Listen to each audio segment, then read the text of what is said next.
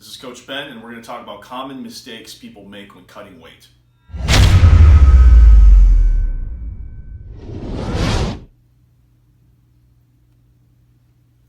Okay, so we're going to talk about common mistakes made when cutting weight. And this isn't a complete list, but these are just some of the things that I noticed throughout the years with fighters who are cutting weight or other combat sports athletes that are cutting weight for competition. And let's start with number one. So lack of education and preparation. This is by far the most common mistake. It's just fighters and athletes not having the education to understand how to time things, when to do what.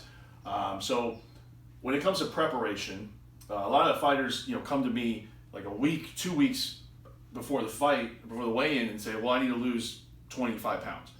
That's just a lack of both education and preparation, right? So they lack the knowledge to understand that it's not going to be a healthy weight cut, and we don't really have optimal time to prepare. Along those lines, right? A lot of fighters don't understand that it's beneficial to get as lean as possible before the actual weight cut, right? So they'll wait until the very end until they start, following a regimented diet, right? A lot of fighters don't know that becoming heat acclimatized is going to be beneficial for many things. Performance, it's beneficial for when we do the final dehydration. It's good for many other things, heat shock proteins. There's a lot of things that heat acclimation can help with. And again, a lot of fighters don't know this. They go to the sauna, but it's only at the very, very end, right? I have my fighters use the sauna or the hot tub, become heat acclimated 2 to 3 weeks, sometimes even 3 to 4 weeks before the weight cut, okay, just so they get their body used to sweating. Difference between men and women, right? I've had many coaches do weight cuts and not understand the difference. There's a big difference between men and women when it comes to cutting weight, especially with the menstrual cycle. Won't get too deep into that, but it has to be timed properly.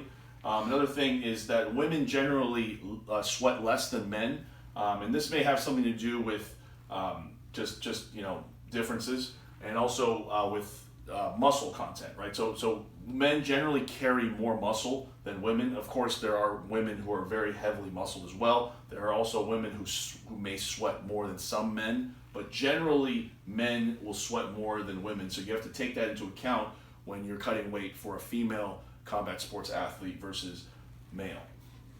Okay, number two, so not knowing the difference. This is a common mistake, not knowing the difference between acute versus chronic weight loss, right? So acute weight loss is short term, right? In the short term.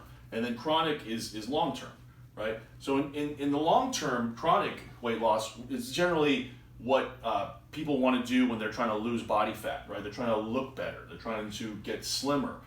They're losing, in chronic weight loss, we're generally talking about body fat and muscle. So this is very different from acute weight loss, which is what we focus on when it comes to cutting weight for combat sports, right? So acute weight loss is more about body water content, gut contents, the water load, sodium, restricting fiber. These are things that you do in an acute weight loss stage. Chronic it's just a different thing, right? So here's another good example. During the week of the weight cut, I have a lot of my fighters eat things that generally would be considered not clean foods, like milk chocolate, like candy, things like that. And that in an acute weight loss stage, that is good, right? Those are things that are high calorie but have low weight. For chronic weight loss, I would not have my athlete do that, right? If they wanted to lose body fat, then yeah, you want to eat more quote unquote clean foods like chicken and broccoli, more foods that are higher in micronutrients, right? So with the acute weight loss, we're not really concerned about health, right? Cutting weight is not, it's not a healthy thing, but just overthinking the health portion of a weight cut generally is a mistake. We want to lose weight in the safest way possible. Okay, third, timing. So doing the wrong thing at the wrong time is really common mistake that I see that certain fighters do all the time, in fact, right?